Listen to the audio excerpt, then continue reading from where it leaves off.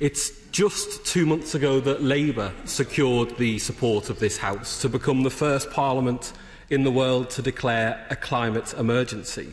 And we called then on the government to commit to net zero carbon emissions by 2050. And it is a small but important step, and a reminder that real change comes from below. And what a testament to those young activists striking from school and to the Extinction Rebellion movement that they have changed the tone of debate in this country so irreversibly. And what a testament to their moral leadership that Secretaries of State and Prime Ministerial contenders in the party opposite are now scrambling to demonstrate their green credentials, albeit, I would say, not that convincingly. It is a testament to their activism that a Prime Minister whose first act in office was to shut down the Department for Energy and Climate Change now tries to make it her last act to create a climate legacy that she desperately hopes she might be remembered for. But sounding the alarm and setting out promises for 30 years away is not enough. After all, politicians have known about the impact of climate breakdown for decades, but have continued to pour billions into fossil fuel industries while offering little more than thoughts and prayers to those in the global south being hit hardest by the consequences. I will. But I would gently say to him, I think he's rather letting his own side of the House down. Because when the Climate Change Act came in 2008, there was a radical consensus forged in this House, so that this issue is above party politics. Unlike other countries where climate change is a party political issue, we are united in this House in wanting to tackle it. It's one thing to have a robust debate on the means to the ends, but we are all united in those ends. Yeah.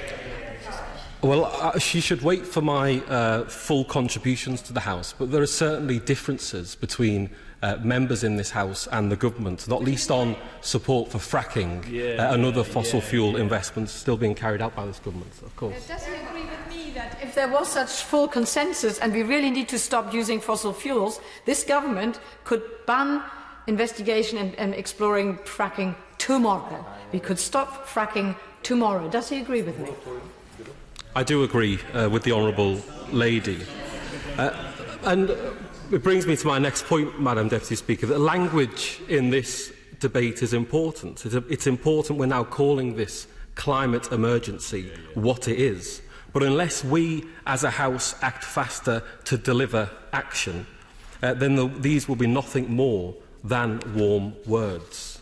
It's clear we must be far more ambitious about international climate action that serves the interests of the world's poorest and not just its elites. And we must act now and go further and faster than ever before. I'm very grateful to him for giving way, and I just wanted to explain that, unfortunately, I'm just about to lead a debate in Westminster Hall, so I won't hear the full response that he was going to make, and I do apologise, but that's an unavoidable clash. On the issue of international action, does he agree with me that aviation and shipping emissions ought to be included in the government's net zero strategy? The Climate Change Committee has said it should, yet we haven't heard anything from the government to suggest they are going to do that. Yeah, I'm quite happy to say that the Labour Party is committed to exactly that. And I think dealing with the figures honestly is one of the first things that we can do in terms of taking action. And the Shadow Chancellor has recently spoken at length on the preparations Labour is making to roll out a climate emergency programme should there be a general election this autumn. And we're working on a range of ambitious new policy proposals that we think will turbocharge our effort. And we want to be as ambitious as possible. We're looking at how we can bring forward the target date for net zero emissions. But let me first turn to examining the government's international actions on fossil fuels, climate finance and climate justice.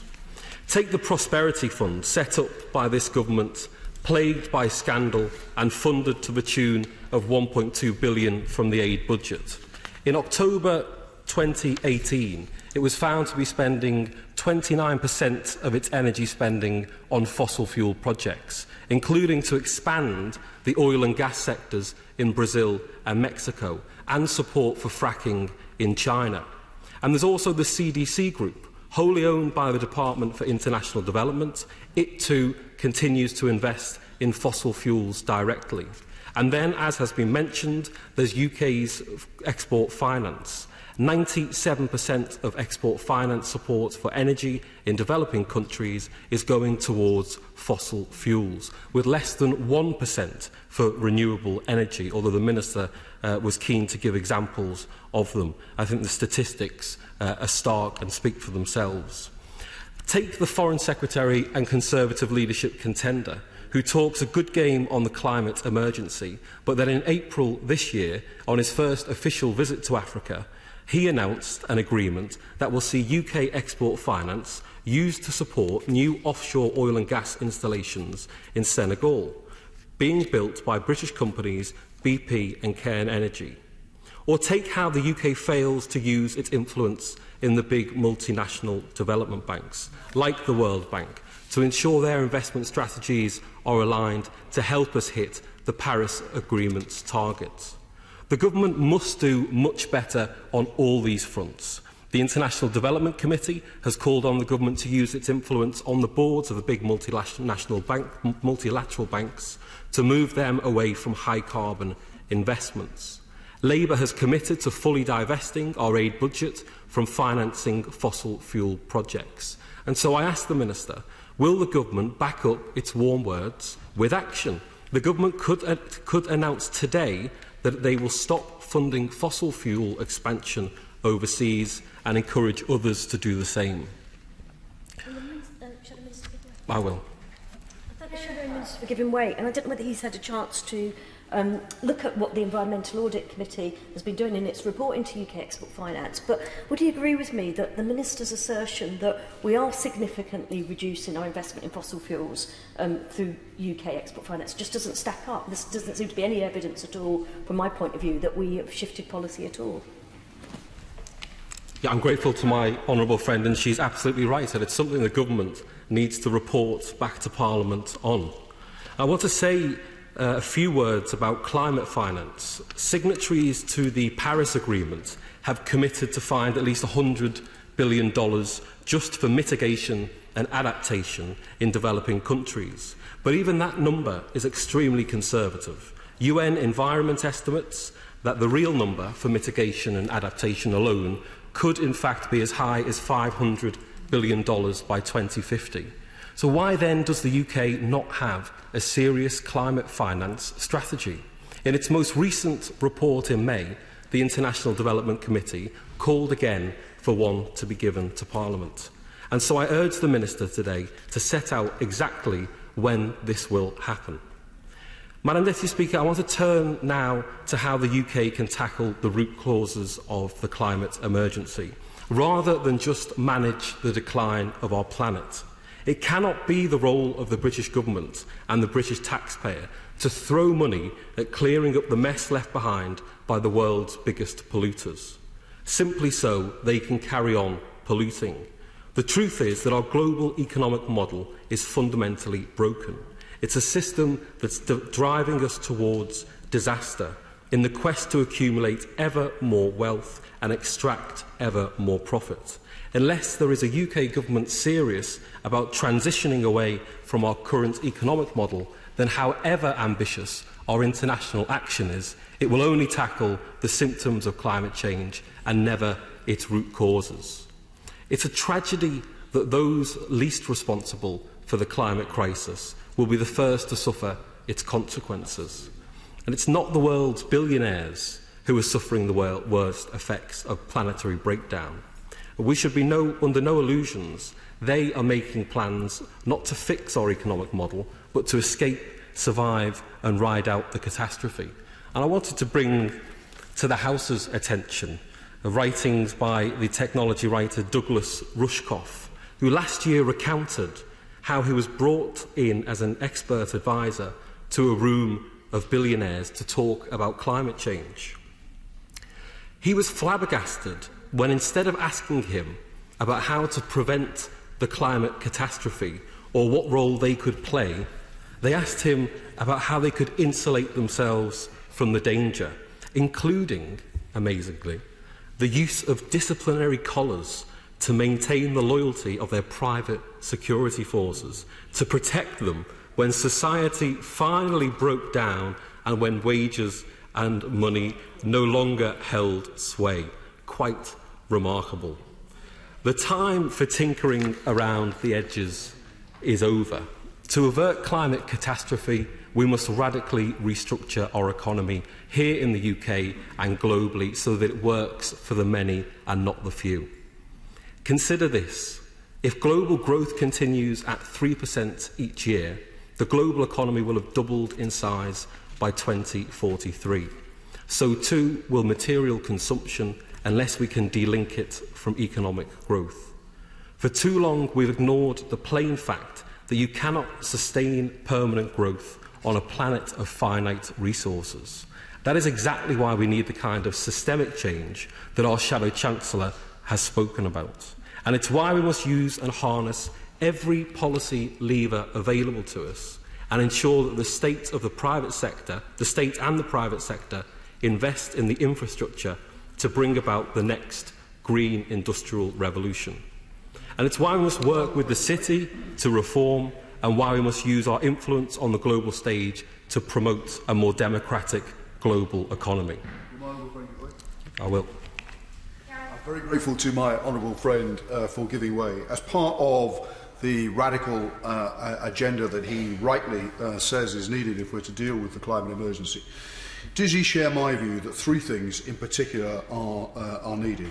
One, radical decarbonising of our current energy setup, an acceleration of investment in electric vehicle infrastructure, and then a significant increase in tree cover in the UK. I think my honourable friend makes three excellent points, all of which I hope to touch on in the time I have left. Under Labour, the Department for International Development will play a crucial role in global climate justice.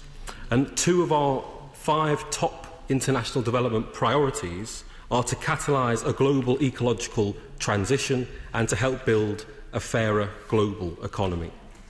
And we're hearing a lot about a global Green New Deal across countries, and Labour envisages a green industrial revolution right here in the UK. But we must be clear that the ultimate test of any such deal is whether it will solve the climate emergency, deliver decent green jobs, produce a better quality of life, and critically bring about climate justice for the world's poorest. Because that's exactly what we must bring about. We're talking about nothing less than a great transition of how we structure our economies and societies. And that's why I want to end on a note of hope. Because we spend a lot of time talking about the catastrophe that is starting to unfold and the existential threat facing this planet. The vested interests are so strong that we must keep campaigning, we must keep fighting. And yes, the media barons are not always on our side on this one.